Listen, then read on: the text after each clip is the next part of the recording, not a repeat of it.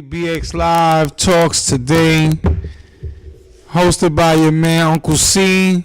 We got A Live and we got C for Bxlive Ceez.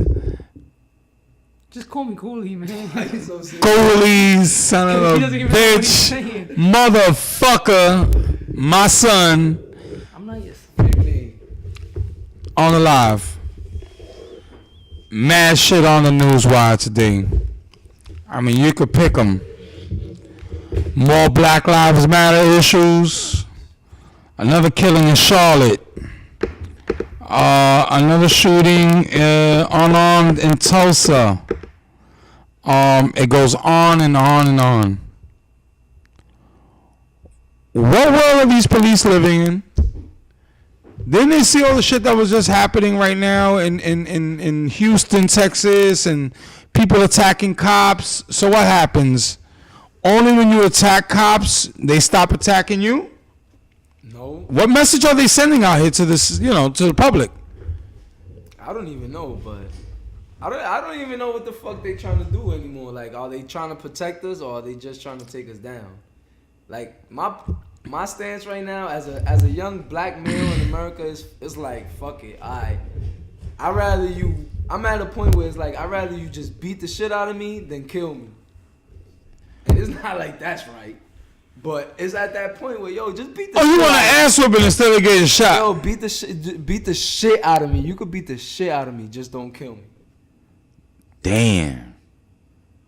Cause that's what's going down. Like, yo, bro, right now there has to be some type of awakening. And I don't know who the fuck is gonna wake up, but somebody gotta wake up. Something gotta give. I mean, is it racism? Is it ignorance? Is it abuse of authority? Is it a power thing? I don't know what it is to describe it. Is it a little bit of everything? It sounds like it. I think we gotta look at like one thing. This is one question we gotta ask. Why are white cops scared of black people? If they can answer that question, because there's no reason to be, but they are scared. Yeah, like, then what's so scary about black people? Why are they scared of them? I think they just program like that. I think there's just it could be inherent. It's inherent. Institutionalization. You seen in the video with what's his kid's name?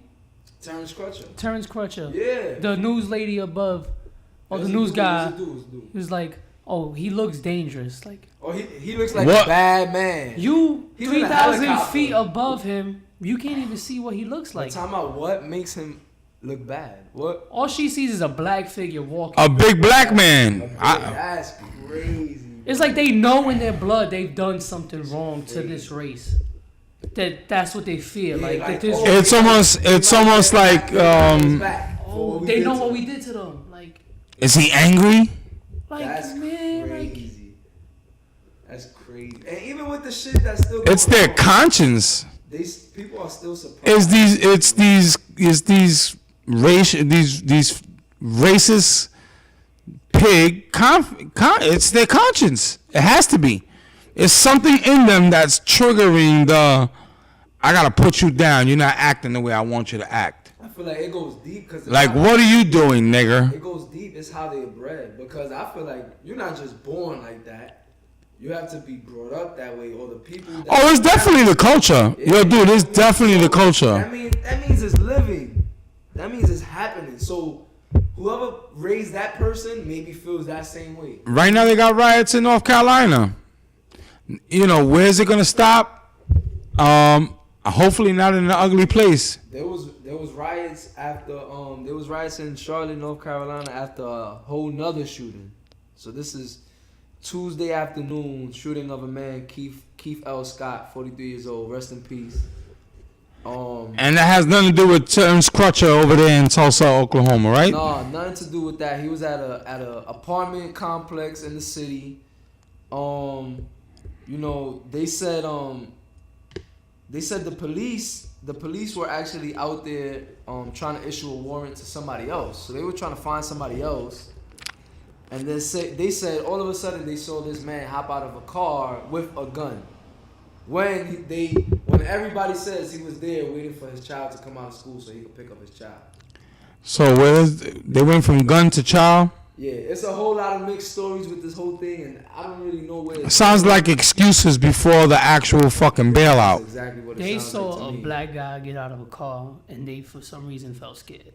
Yeah, like, I don't know how that happened. It's like I don't know. They just gotta walk the neighborhood. Like, but also what's worse too, not even your mindset that you scared, but also you're trained to shoot. Because if you got a gun and a badge. Oh, you didn't hear? They got two different handbooks. There's the white way to handle things, and then the black way to handle things. They got two handbooks when they enter the academy. Holy shit. So they got the black book where it's like, when you see a black man, you pull out a gun and tell him to get down. When you see a white man, first you ask and talk to him. In this book we got this. In that book we got That that. shit crazy. Let me. They better, in that white handbook, they better talk about They- nigga. There is ultimately a problem with the legal system. Until they disengage in the level of force for any form of procedure first, which they cannot afford to because they know how many guns are on the street, or they can only but imagine how much force is on the street, that they don't even know how to act like civilized human beings and to discuss or to help or to approach in a very civilized way. And when it comes to color, there's, like he says, a whole nother handbook for that. That's crazy. I'm gonna give it up to black people because Just press the They button haven't- forward. they haven't been Try. pressured into treating the cops how the cops treat them. Yeah, To this point. Yo, black people They've are shown a strong, lot bro. of- Black people are strong, man. We strong. A lot of courage in not shooting back. Well, that's restraint. And to have restraint and to not bug out and do the things that you might want to do just to lash out and go back, it takes a whole lot of strength on that part too. Oh, whoa, but you can't kneel for the flag. You can't kneel when they do the anthem because that's something bigger to talk about. They rather talk about that. They rather talk about a black man. I think after all these shootings, there's a lot more kneeling that's gonna go on. Yeah, but are they gonna just talk about the kneeling or the reason why they're kneeling? Because what's happening? Because this right here is indicative why people should be kneeling. Exactly. So what are we gonna talk about? We're gonna talk about people kneeling or the So Colin Kaepernick at this point right now is being a hero. He's being brave, That's a fact. courageous. That's a fact. Even if we don't agree or anybody doesn't agree with it, he's taking a He's stance doing what he gotta do. by literally kneeling down. Yeah, do He's standing up while he's kneeling down. Mm-hmm. Stand up and kneel And down. if you don't like it, you do something about How's that? Stand up and kneel down. Facts. Right? The kneel means something to, like, it means two different meanings.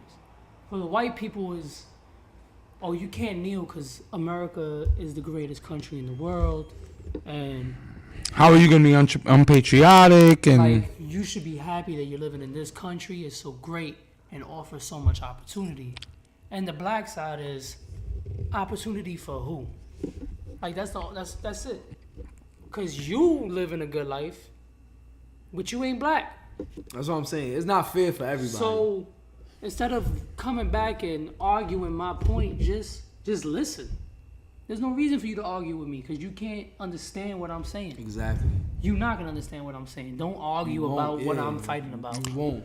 and Don't any, have that battle. and it's funny you say that because anybody who we've heard stand out against it actually sound more racist by not believing in some of the rights that are afforded to us as Americans as freedom of speech. They're telling us basically that we have the same opportunity as them. We don't. And That's the reason we are kneeling. Exactly. And that's the reason you should just be quiet. 'Cause Yeah, you can't see be that. mad at somebody for standing up right. for what they believe. Right. And that's basically how you stop things from happening in an oppressive nature is when you protest. You don't just comply, you protest. That's the same way with people in the force who see these bad things happening and just act like it's not happening. You feel me? Yeah, because it's to their benefit. If crime is their business, what would they do if they can't make up criminals? And unfortunately, in the black community, it's been easy to make up criminals. And that's what they do. They make up criminals. And the justice system is rigged as such, where you can get incriminated for one thing, and then they can take it to a whole nother level and extend their reach into your life to hold you, to keep you down. And that, to a certain degree, is some of the unclear and the unjust ways of our culture or our country, so to speak. Not our culture, our country. And being American isn't what it used to be, or being American isn't what it is. Because as far as what it used to be, you know, I guess it used to be better? No. I think what happened is technology just uncovered some of the hidden truths about the injustice to society, and specifically our black community. I think it's just sad that they see darkness as such just like a vile, like a creature. They just see us as vile creatures. Like, why? Like, what have we done to like deserve that perception to them? Well, you know what? Like, what have we done? We came up with a good word today that we had to kind of readdress when the Federal Reserve Chairwoman said group think. I think group think, to a certain degree, on how somehow figured out, because of their color and their ability to be divisive and take over this country in a group think process and evade the powers or the monarchies that were, they came and they held to that. They imposed themselves upon this country, and through imposing themselves, they've used every utility, including man, to usurp, you know, and make them almost subhuman in nature to build this country, agriculturally, and then industrially, and now financially. It's not like we should be scared of them. Well, that's They're the ones doing that's the stance that the Arabs are taking. human things. Because, you know, what are you doing telling me what to do with my culture? Meanwhile, when you start to think back how the Anglo-Saxons left and the Puritans left, you know, the kingdom because of the Queen's monarchy and the rule of the religions. So they left to evade that, a persecution of religion and freedom, to then come back and tell the world you cannot believe in or whatever, in whatever faith that you've been doing for the thousands of years that you've been doing it, because this is the way. Oh, burn whole cultures and countries and societies and nations and come up with some new idea? All they've done is create fucking fossil fuels and build and burn things and take us out of our archaic thought processes and put us in the world where we're basically destroying it faster than we can build it. Yeah. Yeah, we don't even have a home really. Because how long do you think we're going to last here? What, the planet? Yeah. 2 months when Trump becomes president. Yeah, after Trump becomes president, we'll have a nuclear holocaust. They just better make it last till Christmas. Well, listen, to be honest with you, if you think about it, it all boils down to the people, like they say, so to speak. If that's what we're voting for and we can get command of. But at the end of the day, looking at all the congressional hearings today and seeing what's going on in society, capitalistic vultures are still taking over the country's resources and outpricing us from our markets. Do you see change? Is there hope for change? We have to change ourselves. So if that's a fact. We gotta change their Now selves. what's needed though?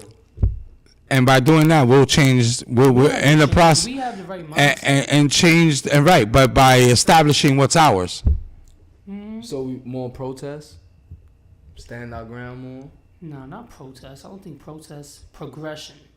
How do we Just progress? becoming somebody. Just being better. Cause you ain't gonna matter to them unless you somebody. And like the people who are out there, somebody. But I don't hear enough. What matters?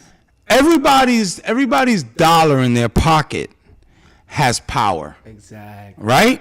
So what he said was kind of like keyed into that. If we can compete for everyone's resources to come together or come through us to build enough market and equity to make a change, then possibly we can make a change. That's part of progress and the new process. You know why? This is why a lot of these killings are happening. It's because they see progress.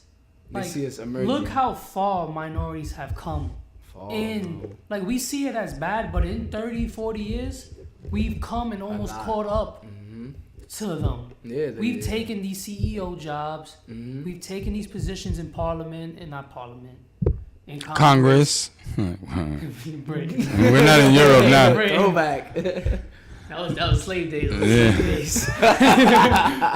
We taken our position in Congress. And in politics, yes. So in retrospect, we've been catching up, and at a fast pace. We have. And they see us catching up, and they see the culture getting bigger and more imposed on them. Yeah, that's why they're more scared of them. Yeah, that's where It's the like, fear comes from. We're gonna get overrun by them. We're stronger than them at the end of the day. Charles Darwin made a statement in his book Origin of Species, and he said the mulatto and the negro. Mulattos, shout out to all my mulattos out The there. mulatto and the negro will surpass those races of man and eventually command this planet because of our high tolerance and immune systems from these tropical areas that we reside from, to be able to produce the immunotherapy or cures within ourselves to grow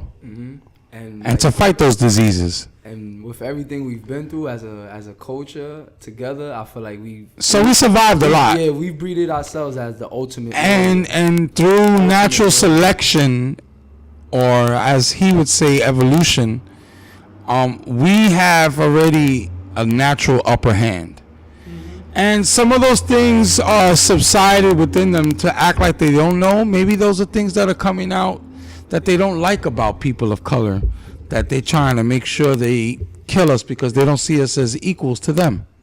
Oh no, they see us as better. Win. They don't want us to win though. I know they see us as better. Yeah, that's why they. That's why they put us in chains. They were like, nah, these people are better than us. They're stronger than us.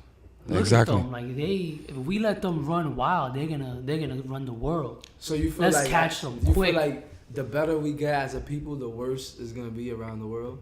I mean, around the better we get as people, the better it'll be for them if they realize it's good for them to be with us. But they can't be intimidated by us. I know that, but that's like in a perfect world, that's what it's gonna take. But how long do you feel like what do we need to do for them to realize that? Like, continue to progress, like he says. Continue pushing on.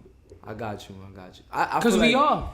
And definitely, we need to show them that we can stand on our own. So, like you said, let's use our power, our dollars. We could bring that back home. Support local. Everybody has a choice. Support your local business. Own what you minority-owned business. Be a part of homegrown movements. Yeah. I think all those things are very much important, and they're pivotal in us growing and building a better society for ourselves and for the world too. Yeah, if we better ourselves, we're better in the world. I'm saying we need to show everybody that we can stand on our own. Because if they feel like you're inferior, you can't stand on your own, then why would they ever give you what you deserve? Exactly. So we know what we got to do on our side. We just got to be better, continue the movement. What do you feel like is needed now on that side? So saying as in regards to the system, like I know the persecutions, we need that to change now. Yeah. So like the last killing with the dude on the highway, Terrence. I don't want to mess up his name. Terrence Crutcher. Terrence Crutcher. So the officers that are being prosecuted for that, or the officer. Aguanta. The officer that's being prosecuted for that. We gotta see where that goes, right? Yeah, of course. But it's going the same way everything else is gone. The bullshit, cover up, or the bullshit excuse, or the compliance, or he couldn't, or he wasn't. It's the same shit. You believe the that same officer is shit. guilty? I think everybody's guilty who have to kill somebody and they have to question it. You believe that officer is guilty? Definitely. Now, what happens if they find that officer not guilty?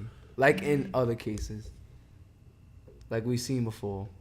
Well, I mean, it's only building up now. Now it's like a snowball. Now it's like more and more. See, and that's and eventually somebody's gonna crack, or something's gonna crack, and something good is not gonna happen. what I'm saying. Like that's the shit. I was thinking about it yesterday in my house. No good is gonna come Like, of I was this. thinking about like, yo, what do we need? Like right now, to give us any sense of hope, we need the officer, especially the officer yesterday, on with who murdered Terrence Crutcher. Like we need that officer to get prosecuted. So I'm like, yo, all right, this could be the one that starts to change. Unfortunately, it was a female now this time. Female white officer. And it's funny you said that, because that was one of the things another officer said already. Like, what kind of training this person had, whatever. And, like the cop that they put up for the murder of that kid, Turley, or whatever his name was. And in the projects, it was a Chinese guy. Like, everything but a white man they don't want to bring up on charges. You know what I'm saying? That's what I'm saying. And if you black or Latino and you killing your own people, they're gonna definitely put your picture out there. But that's what I'm saying. If we feel like, all right, this is the chance. It's more like This is the chance to give us hope. Like, yo, if they get this one right, then we be all right. But damn, it sucks because now you look at it, this whole year and even last year, there's been many wrongful deaths there has to be that they legislation messed up. across the already messed board. up, you feel me? So, like, what about Eric Garner, Alton Sterling? They messed up. Those were wrongful deaths. We can't give that life back to that family. To a certain degree, if these people are caught, it's wrongful death, but it's also a disproportionate use of power for very small infractions. So, for instance, if I'm pulling you over for a car or whatever, no, you blew a stop sign or whatever, and I gotta check you out. I mean, I'm coming and approaching you with my gun out. I'm doing all kind of stuff, and at the end of the day, it's just a ticket. It's just a ticket. I'm giving you a ticket. Mm-hmm.